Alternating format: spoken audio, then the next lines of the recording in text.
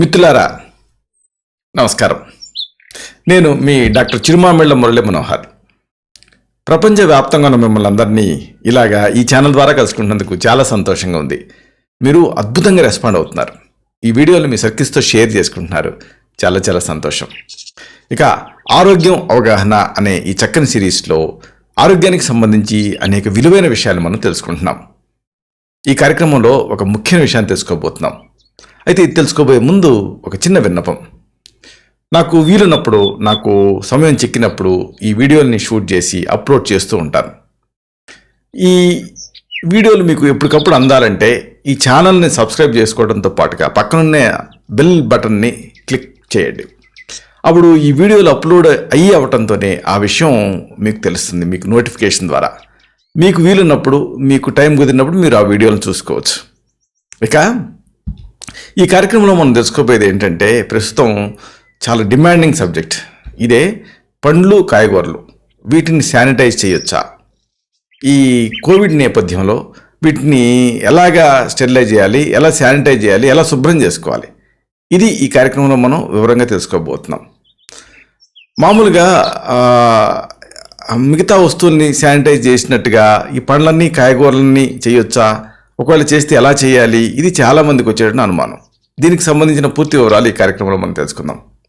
ఎందుకంటే ప్రస్తుతం ఈ కరోనా అనేది విజృంభిస్తున్నప్పటికీ కూడా ఒక పక్క నుంచి మళ్ళీ అన్లాకింగ్ ప్రక్రియ మొదలైంది.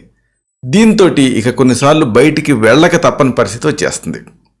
మీరు అలా బయటికి వెళ్ళినప్పుడు మీకు ఆశ్చర్యం వేస్తుంది, అరే అసలు ఈ కరోనా అన్న భయం వీళ్ళకు ఉందా లేదా అని. అంటే అంతగా మీకు గుమ్మిగూడి కనిపిస్తున్నారు ప్రజలు. వృత్తిరీత్యా కానీ, ఉద్యోగాల పరంగా కానీ, ఇలాగా వృత్తిపరంగా, ఉద్యోగాల పరంగా మాత్రమే కాదు, నిత్యావసరాల కోసం బయటకు వెళ్లాల్సి వస్తుంది, రోజువారీ కాయగూరలు కొనుక్కోవాల్సి వస్తుంది, పండ్ల కోసం ఇంటి నుంచి బయటికి ఖచ్చితంగా ఎవరో ఒకళ్ళు వెళ్లాల్సిందే. ఇలాగా ఇంటికి తెచ్చినటువంటి ప్రతి వస్తువుని కూడా శానిటైజ్ చేయాల్సిందే. మరి ప్యాక్ చేసిన వస్తువులు ఉంటూ ఉంటాయి. పైన పాలిథిన్ కవర్లు, తర్వాత అట్టపెట్టెలు, ఇలాంటివన్నీ ఉంటూ ఉంటాయి. ఇలాగ ప్యాక్ చేసిన వస్తువులు కానీ, లోపల అట్టపెట్టెల లోపల ప్యాక్ చేసినటువంటి ఆహార పదార్థాలు కానీ, వీటిని మామూలుగా శానిటైజరు స్ప్రే చేసి లేదా ఆ క్లాత్ సహాయంతో వాటిపైన రుద్దటం, క్లీన్ చేయటం, ఇలాంటివి చేయొచ్చు, నో ప్రాబ్లం. అయితే మరి పండ్లు, కాయగూరలు వీటి సంగతి ఏమిటి? అన్నిట్లాగే వీటిపైన కూడా ఈ శానిటైజర్ స్ప్రే చేస్తే చాలా ప్రమాదం కదా. ఎందుకంటే శానిటైజర్ అంటే ఆల్కహాల్ ఆధారితం. కాబట్టి ఇలాంటి ఆల్కహాల్ ప్రభావానికి ఆ పండ్లు దెబ్బతింటాయి, కాయగూరలు దెబ్బతింటాయి. పైగా ఈ ఆల్కహాల్ అన్నిటినీ తినేసే నేచర్ దీనికి ఉంటుంది. కాబట్టి పోషకాలు కూడా నశించేటటువంటి, డెస్ట్రాయ్ అయ్యేటువంటి అవకాశం ఉంటుంది. అందుకే ఇంట్లో సహజ సిద్ధంగా తయారు చేసుకున్నటువంటి ఆ ద్రావణాలతోటి, మిశ్రమాలతో, ఇలాంటి వాటితోటి ఈ కాయగూరలు కడుక్కోవాలి. మరి ఇంతకీ ఈ సహజ సిద్ధమైన ఈ న్యాచురల్ క్లీనర్స్ ఏమిటి? వీటిని ఎలా తయారు చేసుకోవాలి? వీటిని వరుసగా మనం తెలుసుకోబోయే ముందు ఒక ముఖ్యమైన విషయం. ఎప్పుడు కూడా ఈ శానిటైజర్లు అంటే రసాయన పదార్థాలు. ఈ రసాయన పదార్థాలతోటి ఇలాంటి ఈ ఆకుకూరలు, కాయగూరలు, పండ్లు వీటిని క్లీన్ చేయడం అనేది చాలా ప్రమాదకరం.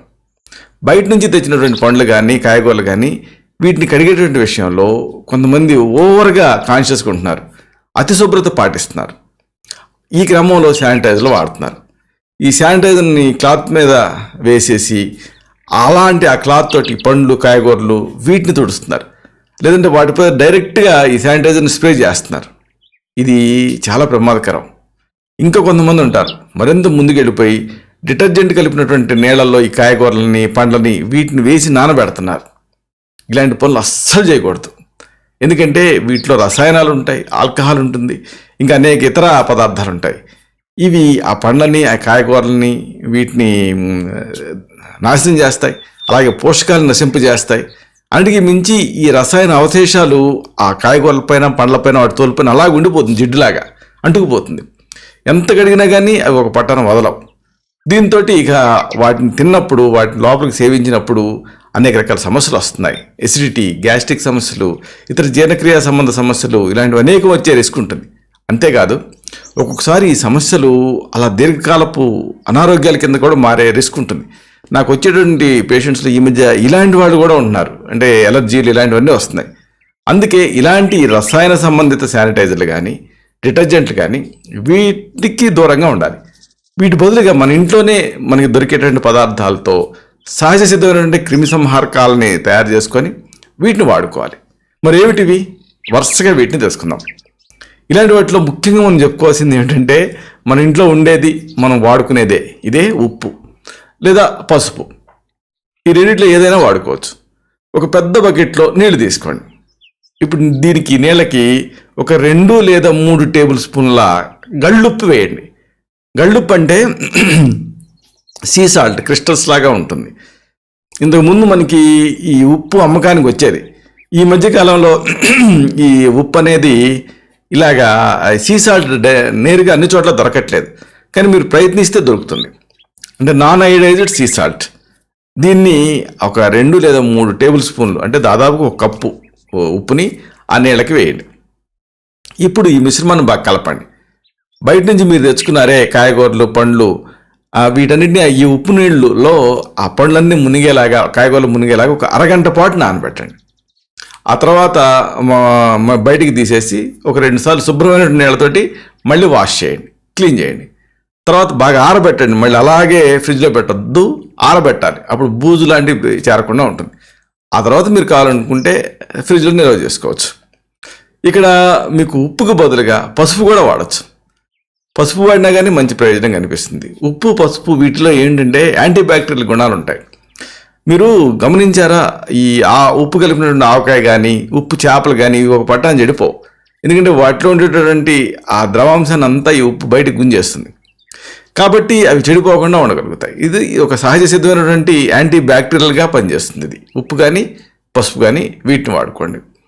వీటిని వాడటం వల్ల కాయగూరలపై ఉండేటువంటి సూక్ష్మక్రిములు కూడా నశిస్తాయి. ఇలాగా మీరు వాడుకోవచ్చు.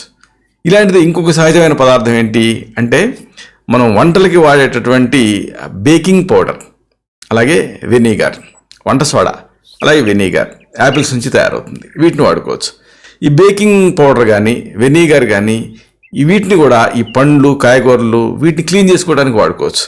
ఇవి కూడా ఈ బేకింగ్ సోడా, వంట సోడా ఇవి ఆ కాయగూరలపై ఉండేటువంటి క్రిములను నశింపజేస్తాయి.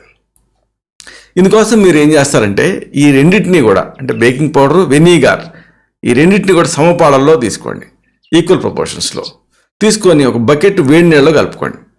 ఈ మిశ్రమాన్ని బాగా కలియబెట్టి ఇప్పుడు దీనికి, ఈ నీళ్ళకి ఆ పండ్లు, ఆ కాయగూరలు వీటిని వేయండి. అరగంట పాటు అలాగే వదిలేయండి. ఆ తర్వాత మంచి నీళ్ళతోటి మళ్ళీ వాటిని ఒకసారి శుభ్రం చేసుకోండి. ఇదంతా క్లీన్ అయిపోతాయి. ఇంకా ఇలాంటిది ఇంకొక ముఖ్యమైన 3 పదార్థాలు ఉన్నాయి. ఈ 3 పదార్థాల పైన కూడా మీకు అవగాహన ఉండాలి. వీటిని కూడా న్యాచురల్ క్లీనర్స్గా వాడుకోవచ్చు. ఉప్పు, పసుపు, వెనిగర్, ఈ 3 కూడా త్రిమూర్తులాగా అద్భుతమైన శక్తులు ఉంటాయి వీటికి. ఎస్పెషల్లీ నాన్ టాక్సిక్ క్లీనింగ్కి ఉపయోగపడతాయి. ఈ మూడింటిని సమపాళల్లో తీసుకోండి. ఉప్పు మనకి తెలిసిందే, పసుపు తెలిసిందే, వెనిగర్, ఇలా మూడింటిని తీసుకొని ఇప్పుడు ఈ బకెట్ వేడి నీళ్ళలో వేయండి, బాగా కలుపుకోండి. దీంట్లో ఈ పండ్లు, కాయగూరలు వీటిని వేసి ఒక అరగంట పాటు నానబెట్టండి. ఆ తర్వాత సాధారణమైన నీళ్ళతో మరొకసారి కడిగేసుకోండి. దీంతో ఆ పండ్ల పైన చేరినటువంటి మలినాలు, బ్యాక్టీరియా, వైరస్ ఇలాంటి క్రిములన్నీ కూడా తొలగిపోతాయి. మీకు కావాలనుకుంటే ఇదే మిశ్రమంలో ఒక అరచెక్క నిమ్మరసం కూడా పిండవచ్చు. దీంతో మంచి ఆ నిమ్మ వాసన వస్తూ ఉంటుంది. మీకు ఇలాంటిది ఇంకొక ప్రధానంగా వీటిలలో ఈ యాపిల్ సిడర్ వెనిగర్ గురించి ముఖ్యంగా చెప్పుకోవాలి. యాపిల్స్ నుంచి తయారయ్యే ఒక పుల్లని పదార్థం ఇది. మనం మామూలుగా చింతపండు రసంలాగా, నిమ్మరసంలాగా కొన్ని ప్రాంతాల్లో దీన్ని వాడతారు, యాపిల్ సిడర్ వెనిగర్. ఇది మీకు సూపర్ బజార్లో దొరుకుతుంది. పండ్లు, కాయగూరలు వీటిపైన ఉండేటువంటి ఆ పెస్టిసైడ్స్ కానీ, లేకపోతే బ్యాక్టీరియా, క్రిములు ఇలాంటి వాటిని ఇది యాపిల్ సిడర్ వెనిగర్ చాలా ఎఫెక్టివ్గా తొలగిస్తుంది. ఈ క్రమంలో మీరు ఎలా దీన్ని వాడాలంటే, ఒక 10 వంతులు నీళ్ళు తీసుకొని 1 వంతు యాపిల్ సిడర్ వెనిగర్ కలపండి. అంటే 1 పార్ట్ యాపిల్ సిడర్ వెనిగర్ తీసుకుంటే 10 పార్ట్స్ ఏమో నీళ్లు తీసుకోండి. ఇలాగా కలిపేసేసి ఆ మిశ్రమంలో ఆ పండ్లు, కాయగూరలు వీటిని ఒక 5 నిమిషాల పాటు నానబెట్టండి. తర్వాత బాగా రుద్ది ఆ తర్వాత మంచినీళ్ళతో కడిగేసుకుంటే అవి శుభ్రపడతాయి. ఇక్కడ ఈ వెనిగర్కి ఉండేటువంటి ప్రధాన ప్రత్యేకత ఏమిటంటే, అంటే వెనిగర్ అనేది యాపిల్స్ నుంచి తయారవుతుంది. ఒకసారి ఆర్టిఫిషియల్ కూడా తయారు చేస్తారు, వైట్ వెనిగర్ ఇలాంటి పేరుతో పిలుస్తారు దీన్ని. ఏదేమైనా దీనికి ఒక ప్రత్యేకత ఉంది. మన వంటగదిలో ఉండేటువంటి దుర్వాసనలు పోగొడుతుంది ఇది వెనిగర్ ప్రత్యేకత. అందుకే ఇది ప్రతి ఒక్కళ్ళ వంటగదిలో తప్పకుండా దీన్ని ఉంచుకోవాలి. దీంతో పండు కాయగూరలు వీటిని కూడా శుభ్రం చేసుకోవచ్చు.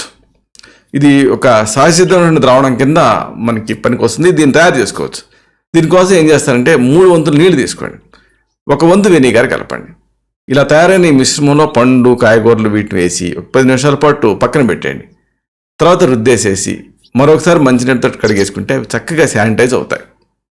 ఇలాంటిది ఇంకొక సహజ పదార్థం. మీకు ఇది కెమికల్ లాగా అనిపిస్తుంది, కానీ నిజానికి ఇది కూడా సహజ పదార్థమే. హైడ్రోజన్ పెరాక్సైడ్ అంటే ఇది నథింగ్ బట్ వాటరే విత్ ఎక్స్ట్రా ఆక్సిజన్, H2O2 అంటారు. H2O నీళ్ళ formula, H2O2 hydrogen peroxide formula. ఇది సురక్షితమైంది. దీంట్లో యాంటీసెప్టిక్ గుణాలు చాలా ఉంటాయి. ఇలాంటి హైడ్రోజన్ పెరాక్సైడ్ని పండ్లు కాయగూరలు శుభ్రం చేసుకోవడానికి మీరు వాడుకోవచ్చు. అయితే ఇది డిఫరెంట్ కాన్సన్ట్రేషన్స్లో దొరుకుతుంది. మరీ గాఢమైంది వాడకండి. కేవలం 3% అంటే 3% హైడ్రోజన్ పెరాక్సైడ్ ఉండేటువంటి ద్రావణాన్ని మీరు మార్కెట్ నుంచి తెచ్చుకోండి. దీన్ని ఎక్కువగా ఇంటి పనుల కోసం వాడుతూ ఉంటారు. ఈ 3% హైడ్రోజన్ పెరాక్సైడ్ని 1 టేబుల్ స్పూన్ తీసుకోండి. దాన్ని 4 లీటర్ల నీళ్ళలో, కాంబినేషన్ గుర్తుపెట్టుకోండి, 4 లీటర్ల నీళ్ళలో వేయండి. ఇప్పుడు ఈ మిశ్రమంలో ఇందాక మనం తెచ్చుకున్నటువంటి పండ్లు కాయగూరలు వీటిని 10 నిమిషాల పాటు ఉంచండి. తర్వాత శుభ్రమైన నీళ్ళతో కడిగేసుకోండి. అవి తీసి ఆరబెట్టి ఆరిన తర్వాత ఫ్రిడ్జ్లో పెట్టుకోండి. ఇలాగా మిగతా వాటిని అంటే ఫ్రిడ్జ్లో పెట్టినవి కాకుండా మిగతా వాటిని గది ఉష్ణోగ్రత దగ్గర నిల్వ చేసుకోండి. ఇదే సందర్భంగా దుంపలు తెచ్చుకుంటాం కదా, ఆ దుంపల్ని శుభ్రం చేసుకునే పద్ధతి కూడా తెలుసుకోవాలి. చాలామంది తెలుసో తెలియకో బద్దకించో దుంపల్ని కూడా అన్ని కాయగూరలతో పాటు కలిపి కడుగుతూ ఉంటారు. దుంపలు అంటే ఏంటి, భూమి అడుగు నుంచి తెచ్చినవి. వీటిని ఇలా కడిగే ముందు ఒకసారి ఏం చేయాలంటే బాగా స్క్రబ్బర్తో రుద్దాలి. అంటుకొని ఉన్నటువంటి మన్నాలన్నీ వెళ్ళిపోతాయి. క్యారెట్స్, బీట్రూటు, బంగాళదుంపలు, చిలకడ దుంపలు ఇవి.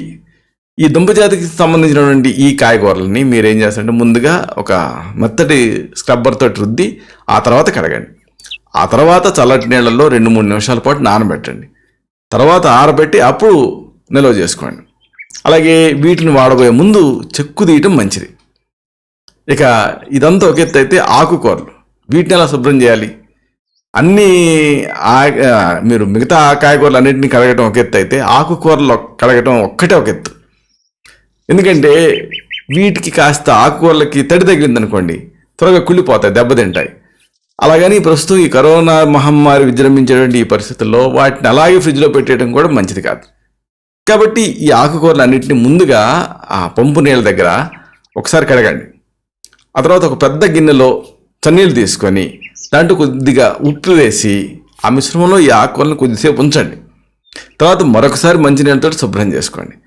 పూర్తిగా ఆరిన తర్వాత అప్పుడు వాటిని ఫ్రిడ్జ్లో నిల్వ చేసుకోండి ఆ పాలిథిన్ ప్యాకెట్లలో.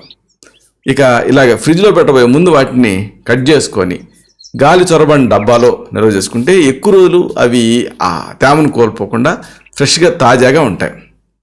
ఇలాగా శానిటైజేషన్ అంటే ఈ శానిటైజర్లు విపరీతంగా వాడుతున్న ఈ నేపథ్యంలో మనం రోజువారీగా వాడుకునే ఆకుకూరలు, కాయగూరలు, పండ్లు వీటిని మామూలుగా మనం చేతులు శుభ్రం చేసుకోవడానికి వాడుకునేటటువంటి ఆల్కహాల్ ఆధారిత శానిటైజర్లతో కాకుండా నాన్ టాక్సిక్ క్లీనింగ్ అంటే ఇలాంటి సహజ పదార్థాలు వాడి క్లీన్ చేసుకుంటే అప్పుడు వీటితోటి రిస్క్ ఉండకుండా ఉంటుంది.